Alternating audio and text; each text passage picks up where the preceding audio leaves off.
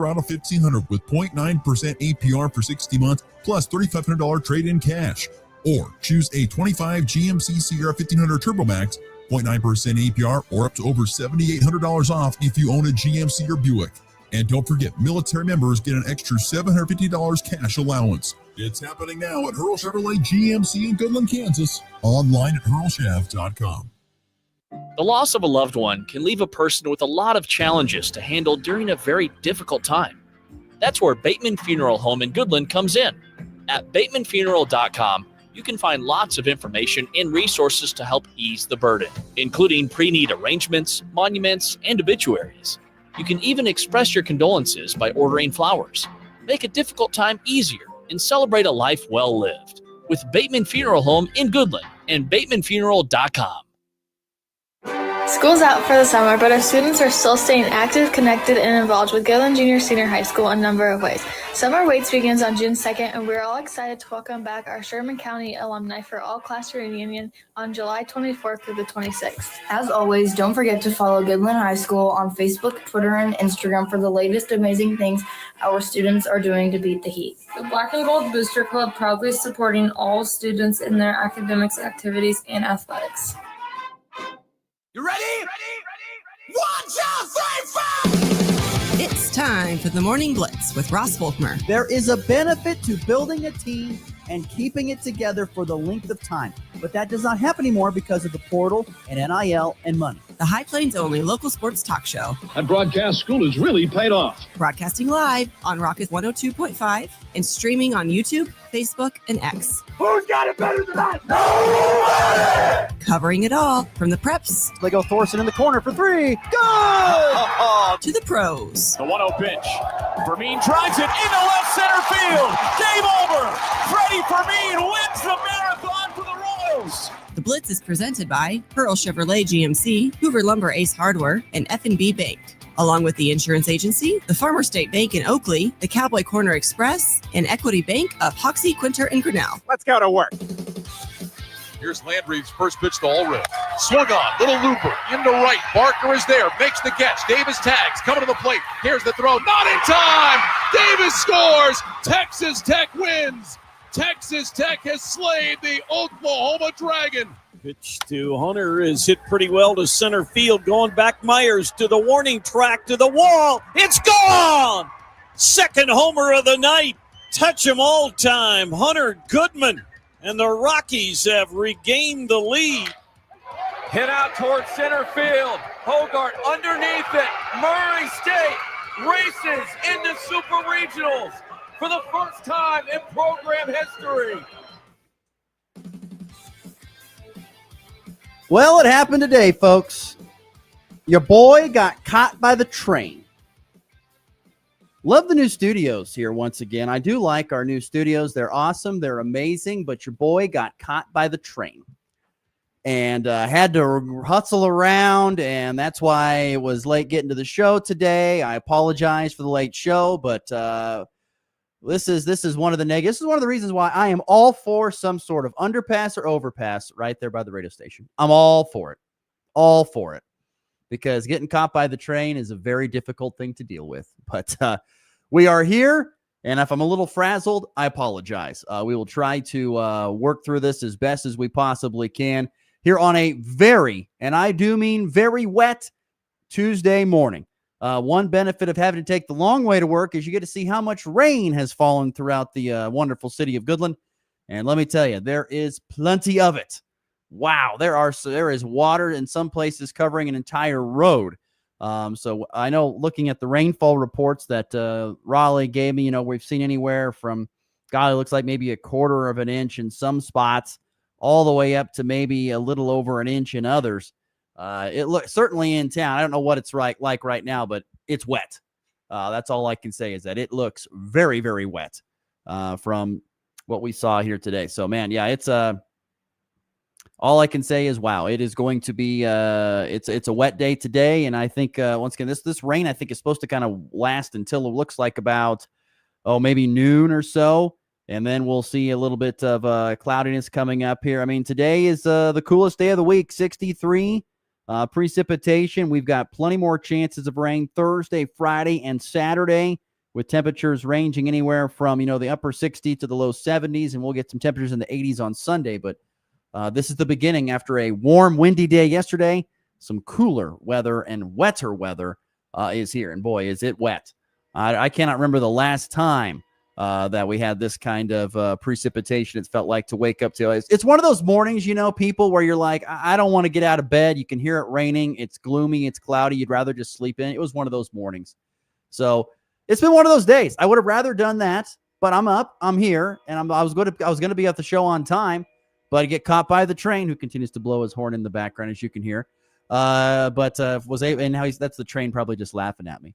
But made it here, and like I said, we got a full show ahead today. Coming up in about 15 to 20 minutes, we're going to have Joe Tillery stop by, our good friend from Heartland College Sports. We're going to talk about the big news of the day today, and that would be the Royals and the addition of Jack Caglione and what that matters for the Royals. He'll be joining us to talk some KC baseball. We'll also get his thoughts on K-State basketball, because I know that's one thing that Joe Tillery loves to visit about, is that kind of stuff. We will also get to some news. Well, the Super Regionals are set for college baseball. We'll get to that and some other interesting storylines in the world of sports in segment number 3. And then a farewell to one of my favorite things as a kid on television. We will get to that in the walk-off. But lots to get to here in the next 15 minutes or so. And the best way to do that is with the front page. Read all about it. Read all about it. The top stories of today. I got the early edition, hot off the press. It's the front page on the Morning Blitz. Front page, really? Wanted to start off with a little bit of local stuff here, and that would be, first and foremost, the all GWAC softball teams are officially all the way out. I did, of course, see this weekend Goodland and Colby, and I mentioned those in the sports report yesterday, but I was able to get my hands on the full roster for all GWAC. Once again, first team selections for Colby were Jalissa Sabatka, Ryler Carter, Sadie Cheney. They were first team selections this year in the all GWAC softball team. Goodland's Allie Cure was a first team selection as well. And then you had honorable mention players once again being Goodland's Destiny Gonzalez, as well as Elisa Rickard and Ellie Everett, the freshman, were all honorable mention players. And then Colby had a couple of honorable mentions. You had Carly Hills, Micah Nolan, Briley Klein-Sorge, Maddie McCarty. Those were all from the local teams. But first team selection, the entire first team, besides, of course, once again, Jalissa Sabatka, Ryler Carter, Sadie Cheney, and Allie Cure. Quinn Campbell from Cimarron. Also, Addie Harbor of Ulysses. Hugoton's Jeanette Gonzalez. Cimarron's Ashlyn Randa. And Ulysses's Clarissa Cianucci with Scott City's Chris Irvin. Those were all first-team selections, according to the coaches for GWAC. Quinn Campbell was your GWAC Player of the Year. And honestly, I have no qualms about that in any way, shape, or form, for the simple fact that Quinn Campbell was, in my opinion, the biggest reason why Cimarron had the success that they had. 2 years ago, Cimarron, once again, people don't remember, pushed Holcomb to the brink, pushed Holcomb to the absolute brink. When it came into the regionals, Holcomb would go on and advance the state tournament. But Cimarron had a great team with a ton of senior talent and a couple of good upcomers, including Quinn Campbell. But I know one of the young ladies that was supposed to, I think her name was Brooklyn Dye. She left, or their family left Cimarron. She no longer played for Cimarron and moving on. And then those senior class girls graduated. And so Quinn Campbell was left with a few girls that played a little bit last year, but mostly new team. And they still had a really good season. So I give a ton of credit, a ton of credit to Quinn Campbell and to what she did for that Cimarron team. I don't have any problem with her being the GWAC Player of the Year. Jalissa Sabatka probably could have been the GWAC Player of the Year, but you look at it usually it's a pitcher that gets that done. Usually it is a pitcher that wins that award. So anyway, first team once again, Quinn Campbell, Jalissa Sabatka, Allie Cure, Addie Harbor, Ryler Carter, Jeanette Gonzalez, Ashlyn Randa, Sadie Cheney, Clarissa Cianucci, and Chrissa Irvin.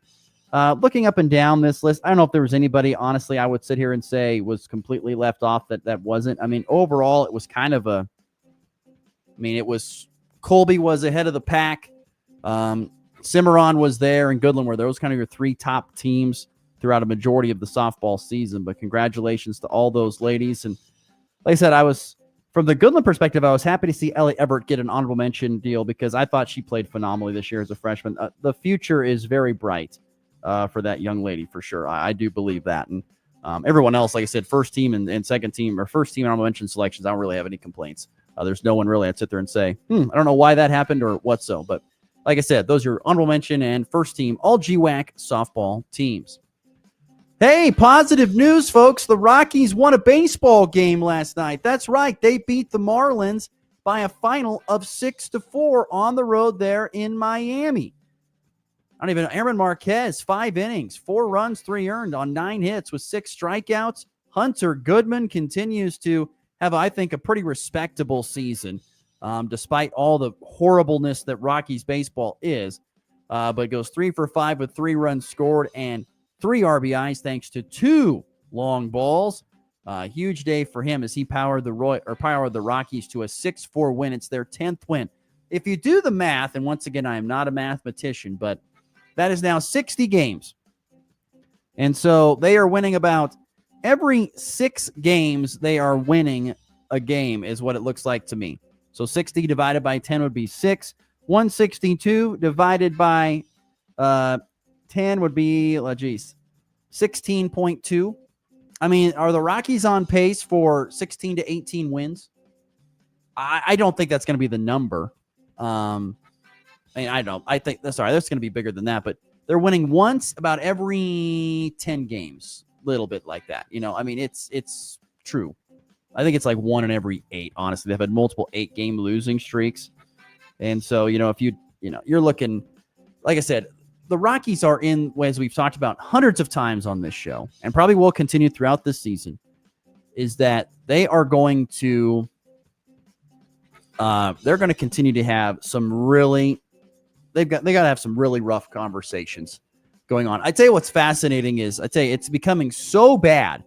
You can be bad and people just ignore you, but when you're so bad that you can't be ignored, that's something to look out for. Like, there have been now 2 articles that have come out nationally that have talked about the Rockies because of how bad they have been. So the Rockies, they were brought about in The Athletic, and they had a whole bunch of stats about how bad the Rockies were. And this came out about a week or so ago. And they were saying the Rockies are averaging 3.2 runs per game. It's the lowest on the league. They're on base plus slugging, which is OPS, stands at 638. That's 29% below the MLB average. They've only hit 46 home runs, tying them for the 3rd fewest in baseball. Pitching is just as bad. The starting rotation has the highest ERA in the league at 5.55 and the lowest strikeout rate at 17.7. Defensively, they've committed 47 errors. It's the most in the major leagues. And their defensive run save, DRS, is negative 34. 3rd worst in the majors. So, once again, and this is funny, because Dick Montfort, owner, of course, previously predicted that a strong defensive season would be a reason why the Rockies could have some optimism. Yeah, that's not been the case. Absolutely terrible. The projection, once again, a week or so ago, around 25 and 137 could be the record. I'm going to give them a few more games, maybe make it around 28 and 34, something along those lines. I don't know if we're going to even see 30. I don't know if we're going to see 30 games. But that's how bad it was. And then on the Pat McAfee show a few days ago, Jeff Passan came on there and he completely laid it out. He called that this year's team for the Rockies, or that it's caused by a disease of complacency. This is where it was great. He completely called out. He pointed out that MLB teams have embraced, the technology advancements and modern strategies, and the Rockies are a decade plus behind. That is a quote from him. Owner Dick Montfort even suggesting a cap on spending for technology. That's what Dick Montfort saying, well, we shouldn't spend as much. Dick Montfort is stuck so far in the past.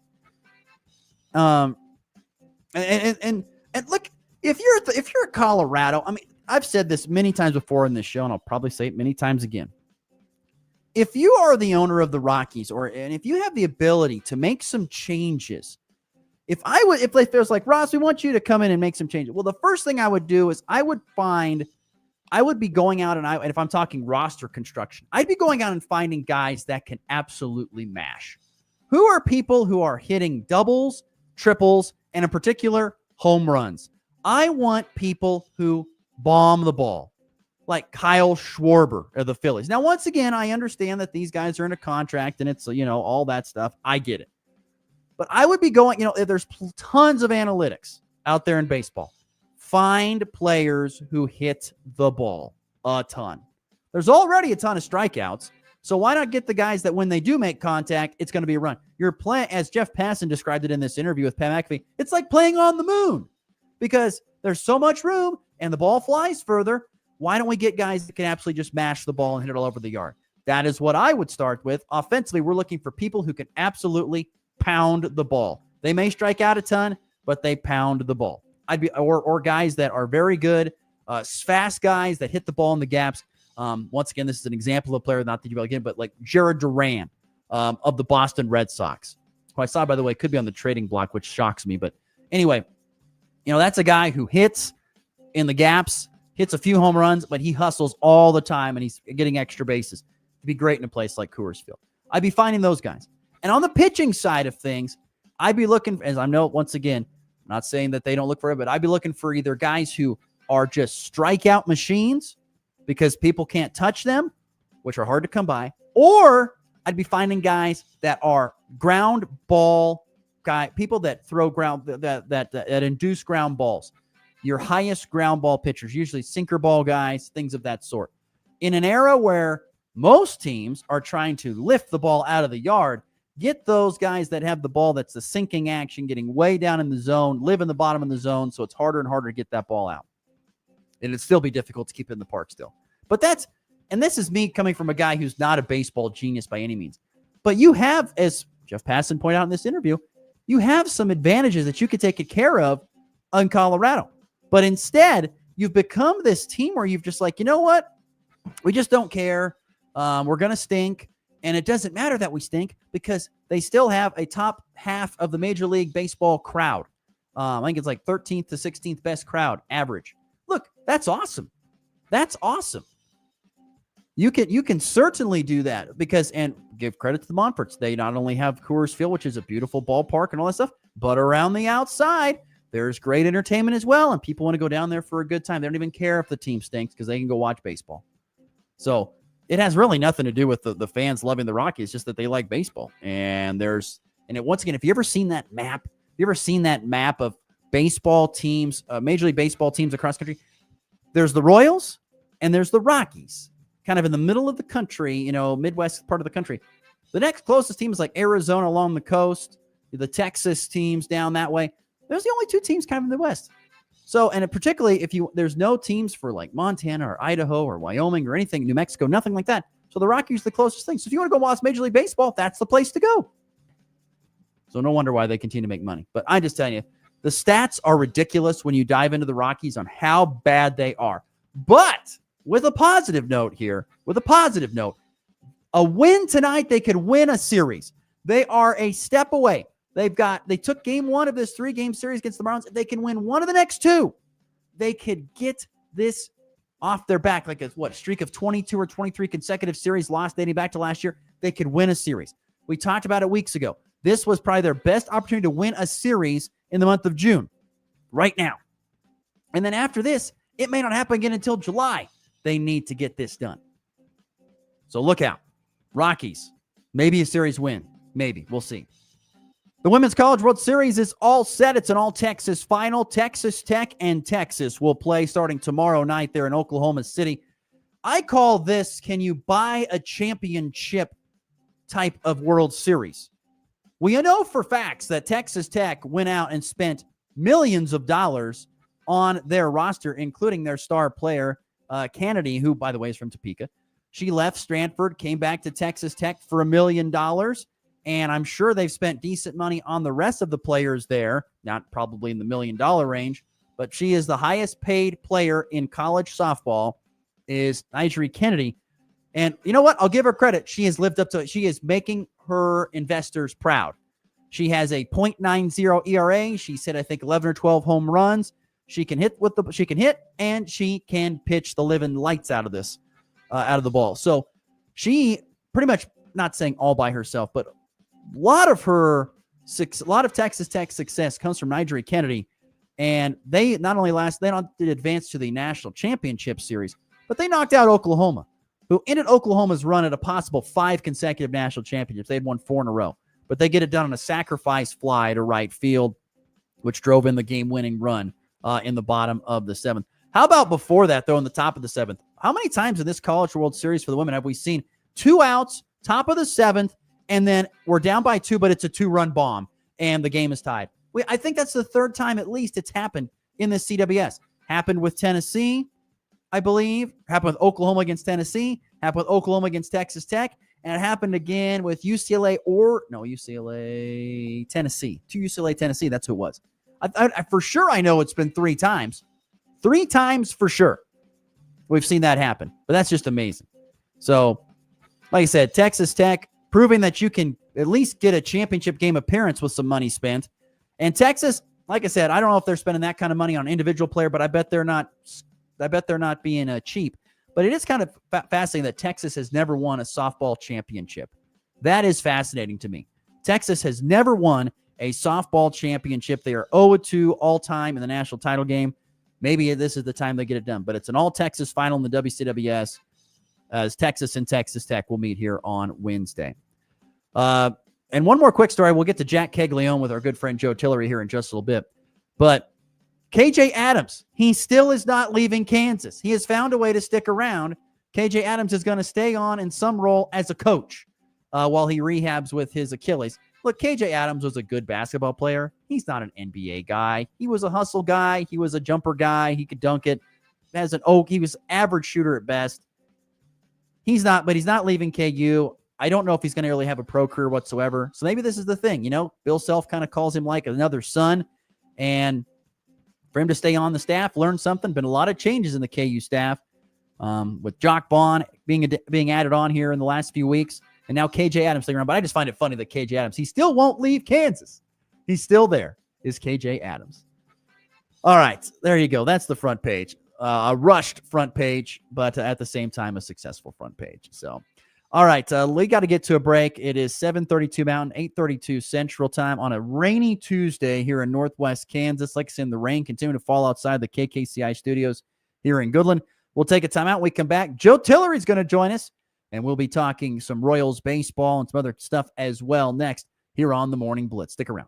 Wishing things are going to get better with your current fuel supplier will do you about as much good as putting on your glasses so you can hear better. Well, I hope you have your glasses on so you can hear this. Mittens of Oakley. Yep, Mittens of Oakley is the place for on-site delivery of bulk gas, diesel, avgas, jet fuel, DEF, and all types of lubricants. You also need to remember Lucas Running Ruggles on account of he's the guy to call at Mittens for great service when it comes to delivery at a great value. Number 785-672-3062 or go online at mitteninc.com. That's for Mittens of Oakley.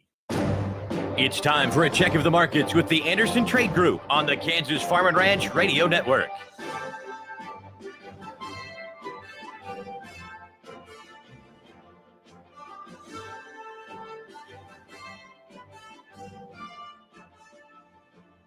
Good morning, this is Kate Thompson with the Anderson Trade Group. Today is Tuesday, June 3rd. On the overnights last night, July corn higher 3 3/4 at 4.42, September up 4 cents at 4.24 3/4, December up 4 at 4.39 3/4, March up 3 1/2 at 4.55 1/4. July soybeans up 6 1/4 on the overnights at 10.39 3/4, August up 5 at 10.32 1/4, September up 3 at 10.10 3/4, November beans up 3 3/4 at 10.20 3/4. Chicago wheat, July contract higher 4 3/4 at 5.43 3/4, September up 4 3/4 at 5.58, December up 5 1/4 at 5.80 1/4, March soft wheat up 5 1/4 at 5.99 3/4. Kansas City wheat, July contract higher 2 3/4 at 5.42 1/2, September up 3 1/2 at 5.57, December up 3 1/2 at 5.78 1/2, March hard wheat up 3 1/2 at 5.97. On the stock market this morning, the Dow down at $83 at 42,291, the S&P down 8 at 5,938, the Nasdaq down 6 at 21,528, Crude oil up 80 cents a barrel at $63.32. Gold lower $13 an ounce at $3,383. If you have any questions about marketing grain or would like to talk about risk management options, give our Colorado office a call, John Hankey or John Stiles at 970-744-4484, or in our Kansas City office, myself, Tom Pluto, Jared Law, or Heather Ghosh at 913-748-3000. The Anderson Trade Group, proud market partners with Kansas Farm and Ranch Radio. Find out more at andersongrain.com. The risk of loss through trading futures and or options is substantial, and each investor and or trader must consider whether this is a suitable investment. Past performance, whether actual or indicated, is not indicative of future results. The Anderson Trade Group has no guarantee that the advice given will result in profitable trades. They say seeing is believing, and nothing catches the eye like the 9.5 bushel per acre yield advantage of Revitech fungicide over other fungicides. But don't just take our word for it. See it for yourself. Run a comparison of Revitech fungicide. Enter the Real Results Yield Challenge and experience the difference it makes in your fields. And when you share your experience with us, you'll get a chance to win a 2-year lease on a new truck. Sign up at yieldchallenge.basf.us. No purchase necessary. See official details. Always read and follow label directions. Kansas Corn reminds you that E15 fuel is the right choice for every kind of driver. For the car enthusiast, E15 has higher octane. For the thrifty driver, E15 is priced lower than regular unleaded. For the nature lover, E15 provides cleaner air. For the shopper who buys local, E15 has more ethanol from our Kansas corn farms. Choose E15 for a higher octane, lower price, and cleaner American fuel. This message from the Kansas Corn Commission. Learn more at kscorn.com. You're tuned in to the Morning Blitz And I need all of you to stop what you're doing and listen. with Ross Volkmer.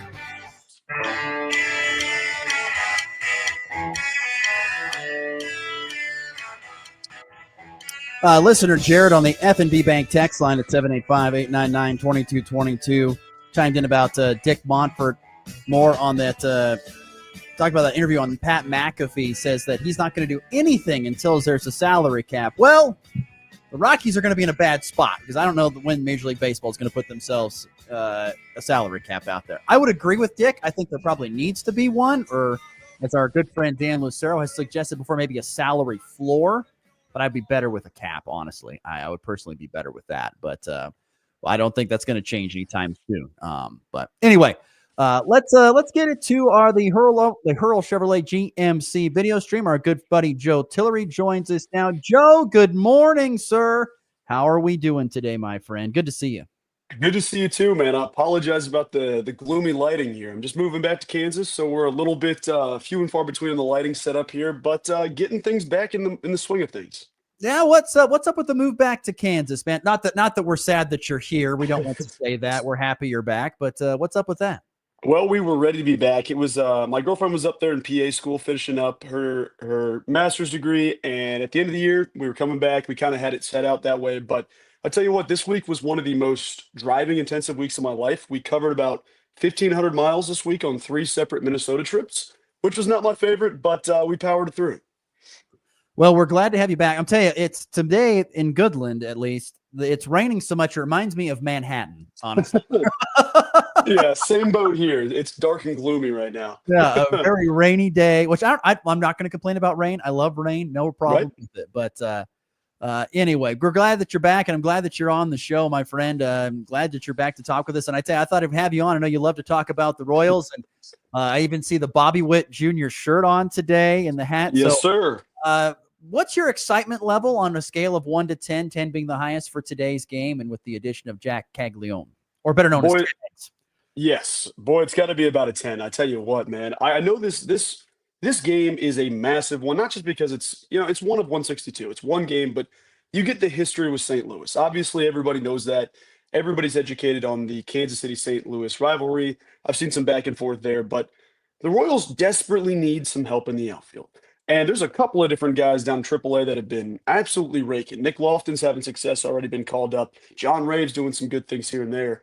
But there's no prospect out there quite like Jack Caglione. I mean, this is a guy, we talk about it. He's got power equivalent to a Shohei Ohtani, equivalent to an Aaron Judge. And that's like generational level power. And the guy still has that opportunity to do that in Kansas City behind one of the best players in baseball. That is going to be something for decades to see. Obviously, there's going to be something that contracts are going to be all over. The contract negotiations are going to be insane. But one step at a time. I am stoked to see Cags up in Kansas City. Yeah, it's amazing. I talked about this a lot going into the season. The Royals needed another bopper in the lineup, and they needed to probably go out and get one of some sort or fashion. It didn't happen. Do you think that was do you think, first and foremost, do you think they tried very hard? And do you think maybe if they didn't try very hard, it's because they thought, well, we've got this young guy coming up, and we're going to need to kind of maybe save a spot for him, and hopefully we can just kind of bandage this until we feel like he's ready. What are your thoughts on that? I don't know that they tried real hard. I would say they tried. I know they poked around a couple different prospects and tossed some money around a little bit. In theory, didn't work out. I would still expect them to be players at the deadline. I don't think that, there's been a lot of rumors with guys like Ryan O'Hearn, former Royal, guys like Cedric Mullins. I feel like the Orioles are kind of in that sell now mode, which has kind of been a crazy fluke to me. It's one that I didn't expect this season, but I think having Jack Caglione there was one that was both a luxury and both a reality. Kansas City sits there and says, you know what?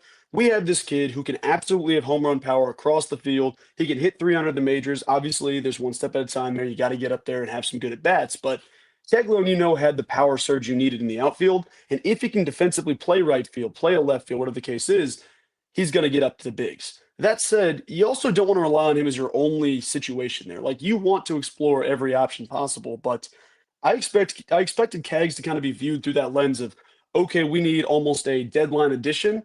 Enter Jack Caglione. I know you drafted him, know he's in the organization, but calling him up in that spot kind of gives you that surge of life, at least in theory. We'll see what happens tonight for the big league debut in St. Louis, but it does feel like there's still work to be done in the outfield. But I do like that they called Cags up. I know that there was some consternation about when that was going to happen in the month of June, but I like that the Royals are saying, all right, we can't give up another 1-0 loss where Chris Bubich goes nearly 7 or 8 innings scoreless and then, wasted away in the back 2 innings because we can't mount anything together. It feels like they're understanding where they're at as an organization, and getting Cags up is probably best for the long term. Joe Tillery is our guest here, joining us on the Hurl Chevrolet GMC broadcast stream as we talk about the addition of Jack Caglione to the Bigs. He's expected to be in the starting lineup today for Kansas City as they open up a 3-game series in St. Louis. Do you think that this was about the right time to bring him up? Do you feel like was there ever a thought that he mashed in spring training? Was there ever any thought maybe he should have maybe come up then, or even or just after that, or do you think this is about the right time to bring him up? I think in an over the top kind of world where I was like, get him up here, let's do it, he's ready. He showed what you wanted to see in spring training. If he wasn't a rookie, you saw him in any other case, he'd be with the club. I think at that point in the season. That said, I think June's a good spot for him. I really do. I know that you could have waited a couple more weeks, and I forget what the thing is on top of it, but it's basically the rule where, all right, you bring him up after this date, you get another controlled year of contract stuff unless he finishes top 2 in AL Rookie of the Year, which I think he actually still could. There's still time. Obviously, the favorite's kind of locked up at the moment, but we'll see what happens there. But I feel like June's a good spot for him. The Royals needed something. They needed some type of boost of life. They've tried it with John Ray. They've tried it with Nick Lofton. I think both those guys are good, but neither are Jack Caglione level of impact on an overall team in terms of the offense. I think that they needed something, and I feel like June's a good spot for him. 15 home runs, 322 average between AA and AAA. Is he and by the way, he had the 120.9 off the bat single hardest hit ball in minor league history. Is he the biggest power hitter the Royals have right now? I would say so. I mean, Vinny Pasquantino has a lot of power, but it's just been he's been hitting well as of late, but really slow starts to the season and back-to-back seasons. And you can attribute that to coming off an injury last season, rehabbing, getting up to speed. Vinny's got some power. I mean, Vinny can hit it all over the ballpark. Bob, you've seen it as well. And, it used to be Salvador Perez. I feel like his power is starting to drop off. I think most people can agree with that. Salvi's still there defensively, but just overall isn't the hitter he was 2 seasons ago. Still hasn't cut down the chase rate whatsoever. I mean, swinging at everything low and outside. That said, I think Jack Caglione's immediately your biggest power threat. What about defensively? He's been working in the outfield. He is a first baseman / pitcher by trade. That's what he did at the University of Florida just less than a summer ago. He was still playing college ball. How has that, from what you've read and know, how has his transition to the outfield been? And will he be a defensive liability? Will he be solid? Or do you think they DH him here? How do you think they put him in the lineup? I think tonight he'll play right field. I expect him to be out there. I don't know that he's not going to be an otherworldly defender off the rip. That's going to take time. You got to adjust to that speed. From all accounts, he's been solid in AAA, single A, double A, whatever the case is. He's been a solid defender, but I wouldn't look at him as necessarily a plus defender as of right now. At first base, I think he can be a plus defender. That said, it's kind of a logjam over there. But right field is where he needs to be. I mean, that's where you get some of your power hitters that you don't know where else to put, but you need their bats in the lineup. Keglum's an athletic guy. He's quick enough. He can play the ball right. I think a lot of it comes down to coaching and technique. But, you give him 15, 20 games, I think he'll be at least not a minus defender out in that area. I feel like he'll be solid in that aspect. But I think they're going to rotate him in a lot of DH. I think you're going to need his bat on a nightly basis. We'll see how that goes. But I would expect some right field and some DHing. I wouldn't expect a first base rep unless you're giving Vinny or Salvi the day off. And I don't know if that's necessarily going to happen. But I would say if it does, I think you probably end up with Freddie Fermin behind the plate, giving Salvi a night off, and then rolling with, Vinny first base, Cags right field. It's just going to be tough to satisfy all three of those bats in the lineup. But I do feel like primarily he'll be out in right field. One more on Cags here. What do you think are some reasonable expectations for him here in his first month up? Well, I'd love to say every single at-bat's a home run, but I don't know that I'm going to go that far yet. I think it's reasonable. Yeah, well, good point. That's pretty reasonable. No, I think that I think he's going to have some good at-bats. I think he's going to have a couple of rookie mistakes where he's chasing a little bit here and there, and you're going to see some of the young guy mistakes, but he's going to have a couple of those hits that go 450 feet, clear the fountains at Kauffman, and everybody says, okay, this is why he's in the big leagues. He's ready for this moment. But I could see about a 250 maybe, 240. I feel like early on you'll see how it goes, but there's going to be a couple of those power shots that just absolutely explain why he's where he is. But I feel like somewhere in the 250 to 260 range, couple of hits, couple of home runs. It wouldn't shock me to see him climb up the AL Rookie of the Year leaderboards, but we'll see what happens in that front. I know that it's pretty much already locked up, but that said, I think Cags could get to that top 2, top 3 spot when it's all said and done. Joe Tillery, our guest here, Heartland College Sports, joining us on the Hurl Chevrolet GMC video stream. I actually have one more thought on Cags. The thing that stands out to me is that, he started in Double-A and was very successful there in Northwest Arkansas, and then went to Omaha and barely, I don't even know if he even had a cup of coffee. Maybe had 3 sips of coffee. It was in the bigs. I mean, it had to be one of the faster that I can remember of guys just stopping at AAA on their way to the majors. I mean, it was almost like as if he stopped in there to go to the bathroom and then on the way to Kansas City. Yeah, I 100% agree. I mean, it was quick. I'm not sure that everybody on the team knows as well. I guess everybody on the team does know his name. But I tell you what, I think you go down there, or you go up there and you're at, what is it, 4 home runs in 5 days, 5 home runs in 5 games, whatever the case is. I think the kid was more as Omaha is viewed, it's almost like just a waiting period. It's, okay, what does the team above you need right now? What's going to happen? But when you're the top prospect in the organization, you look at it almost through a different lens of like, okay, we can't be over the top excited about this. We need to pace ourselves. And I think even though he was there for a week and a half, it felt like maybe in Omaha, 2 weeks max. I feel like the Royals organization said, you know what? We're leaning into this. We're leaning into the hype. He's ready for the next step. And, all credit to them. I think the Storm Chasers have a really good staff when it comes to managers and guys that are in the development process. I mean, you had multiple guys hitting above 3.0. We'll see if Cam Devaney gets the call up later. Mike Massey's, can't hit the broadside of a barn right now. But that said, I do feel like they tried to pace themselves, but there was just too much to ignore. And so he's here. Joe Tillery, our guest here on the Hurl Chevrolet GMC video stream. On the season from the Kansas City perspective, on the team that's still in the majors, that huge stretch, that great stretch from kind of the end of April through the beginning of May. What pretty much changed after that first week of May to cause what I would say is more L's than W's? I mean, it's the lack of production with runners in scoring position. I know the Royals are just not scoring runs overall, and that doesn't take, a supercomputer to show you. But the stat, if you look at it, the Royals are like dead last in home runs. They're down there with runners in scoring position. They just cannot get the clutch hits when they need them. I think there's a couple things you can attribute that to. Bobby Witt Jr., who's a superstar and is not the problem, I won't say that, isn't having a typical Bobby stretch the last couple of weeks. That said, through June or through July, he's going to have a 3-week stretch where he goes nuclear, hits 430 over, whatever the case is, 17 games. He's going to be Bob. But I don't think you're getting much production from just about anybody else. There's been some solid moments where you've got a couple guys here and there. Freddie Fermin will have a good day. Vinny Pasquantino will have a good day. But there hasn't been enough head-to-toe consistency there. Jonathan India's kind of nosedived a little bit. I really was more optimistic about the addition when I thought, all right, you're moving Brady Singer, you're bringing him in. And the Royals pitching organization, or the pitching room, has been incredible. Like, there is not anything I can highlight outside of a couple of blown saves here and there, reliever moments. But the starting rotation has been really, really solid. Overall, they're not producing enough runs. It just needs some life.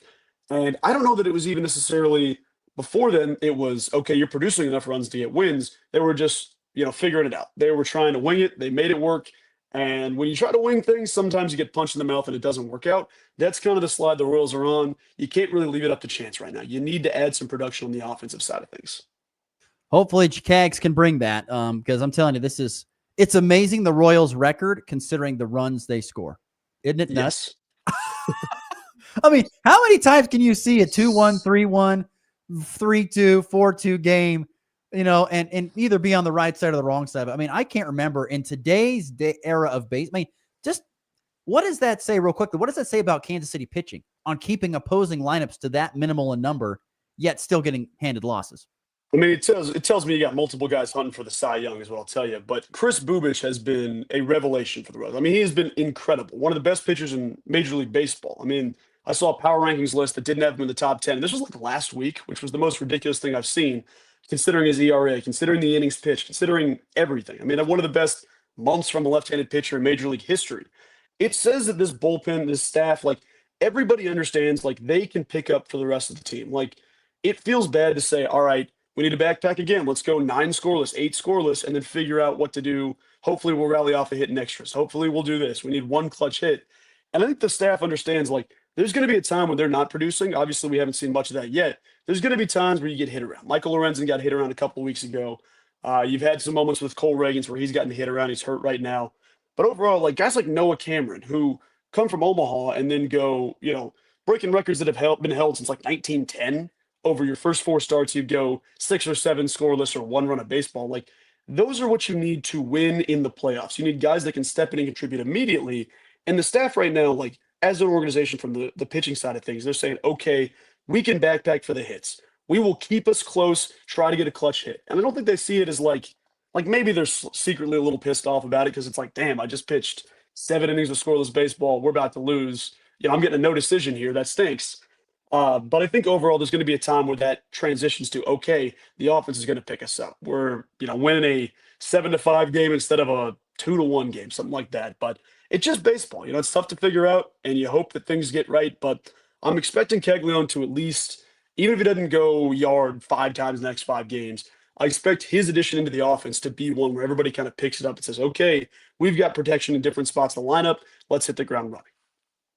Once again, we'll see what happens tonight. It's a 6:45 first pitch there from St. Louis. Michael Lorenzen on the mound, not Jared. I always get that. Jared Lorenzen, the hefty lefty, lefty from Kentucky. No, Michael Lorenzen is on the mound. We'll see if Jack Caglione provides a spark for this offense. I got one more quickly before we let you go, Joe.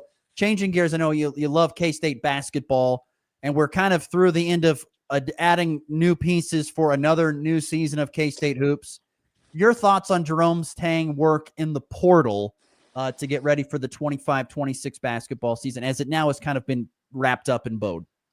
Full disclosure, I had a lot of doubts early in the offseason. I think everybody did. When you look at this Kansas State team, you had a couple of nice pieces, but you were at the point where you were forcing complementary pieces to be your star. Like you didn't have the big ticket item. Obviously, PJ Haggerty is one of the best ads in college basketball the entire offseason, and you got him almost on a deal at 2.5 instead of the floor that he set and his people set at $4 million. Like that is a deal and a half. You left some cheese out there for another ad if you want to go that route. But you look around, there's a kid, Andre Kostic, who's playing over at the Adidas Euro camp right now, dominated with first team all tournament team.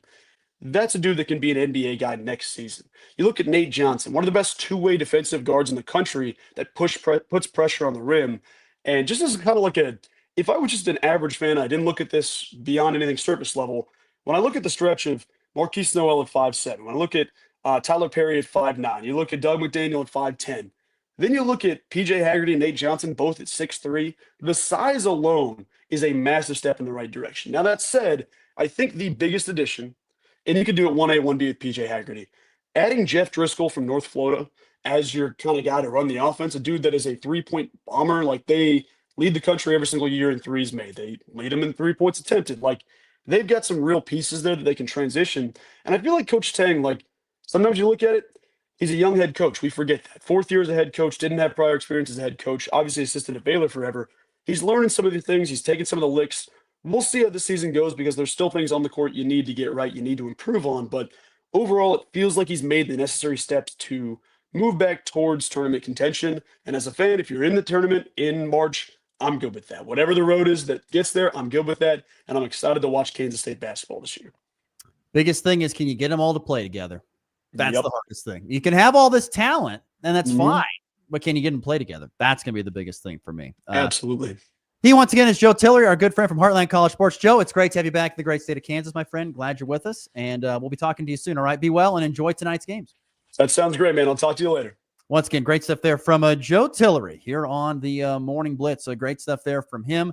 It was great to visit with him and catch up with him, and like I said, glad to have him back here in the state of Kansas. All right, we're going to take a timeout. We'll come back. We'll wrap up the show with some more news, some interesting news, I would say. Some interesting news to wrap up the show next here on the Morning Blitz on this rainy Tuesday. At FNB Bank, we understand the backbone of our community is our local farmers and ranchers. Whether you're growing crops, raising livestock, or investing in new equipment, we're here to help you succeed. Our agricultural loans are tailored to meet the unique needs of your farm, with flexible terms from people who understand what it takes to make it in agriculture. When you partner with FNB Bank, you're working with neighbors who know the land and are invested in your success. FNB Bank, rooted in our community, growing with you. Member FDIC. Big savings are waiting at Hurl Chevrolet GMC in Goodland, Kansas. Get a 25 Chevy Silverado 1500 with 0.9% APR for 60 months plus $3,500 trade-in cash. Or choose a 25 GMC Sierra 1500 Turbo Max, 0.9% APR, or up to over $7,800 off if you own a GMC or Buick. And don't forget, military members get an extra $750 cash allowance. It's happening now at Hurl Chevrolet GMC in Goodland, Kansas. Online at hurlchev.com. Looking for insurance that actually puts you first? At the insurance agency in downtown Goodland, we're independent, which means we work for you. Whether it's auto, home, crop, or business, we shop top carriers to get you the best coverage at the best price. No pushy sales, just honest advice from people who live right here in your community. Give us a call today at 785-899-5011 or stop by 1020 Main in Goodland, and let's get you covered. The Insurance Agency. Insurance the way it should be. Spring is in full swing at Hoover Lumber Ace Hardware. Get your lawn and garden looking their best with Ultimate Fertilizer and gear up with Eco blowers and mowers for the season ahead. Tackling a project, they've got a surplus of quality lumber ready for all your building needs. And when the work's done, fire up the fun with their wide selection of grills, smokers, and griddles from Traeger, Weber, and Blackstone. Stop by Hoover Lumber Ace Hardware in Goodland and Colby, your one-stop shop for spring projects, big and small. Catch up on all the latest headlines, scores, and interviews from the region. This is the Morning Blitz with Ross Volkmer, your daily dose of sports.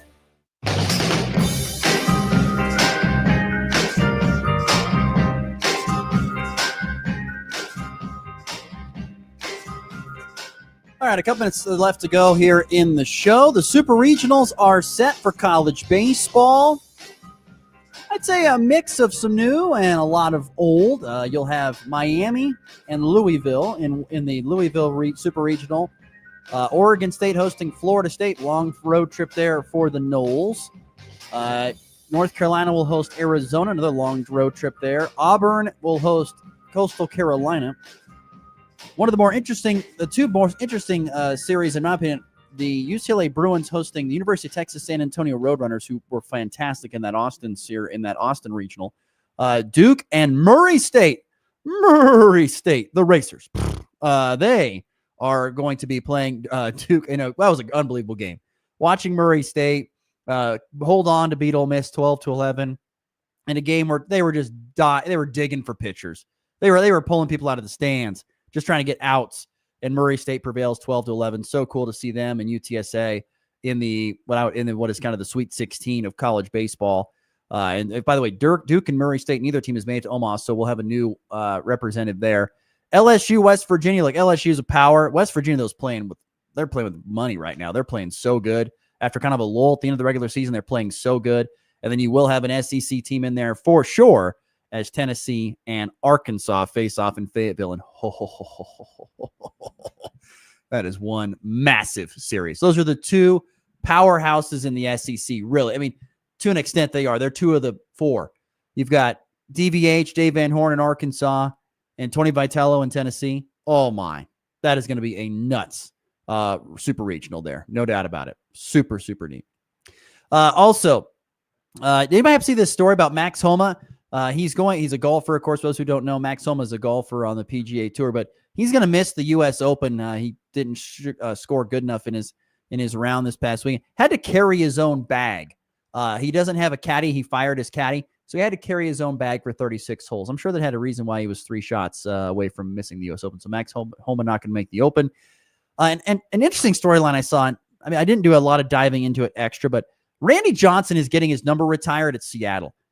Why hasn't this happened already? It's not like as if Randy is, it's not like he's been in the game for a while. He's been out for a long time, been doing photography and stuff, all kinds of things. Why has he not had his number retired in Seattle? Remember, folks, he won 5 Cy Youngs in Seattle. 5. Why has his number not been retired already?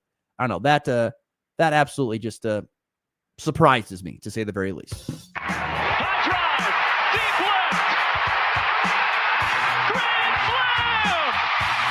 And Matt lifts his ball high and deep to right. How about a walk-off Brady? Thomas to the 10. Difference going on in New England. They win it on the first play of overtime. Mahomes swings it. It's there. Hardman. Jackpot. Kansas City. A little bit of sadness in the walk-off. Growing up and loving sports like I did, there was one thing on ESPN/SportsCenter that I always loved watching. It was on. It was Sports Science with John Brinkus. And people around my age remember that. Super interesting stuff, how science and sports and how it all came together. It was fascinating. And John Brinkus was the guy who always hosted it. And it was fantastic television. Well, yesterday news came down that John Brinkus has passed away, lost his battle with depression, which is horribly sad. But boy, he had absolute gold in sports science on ESPN. It was amazing.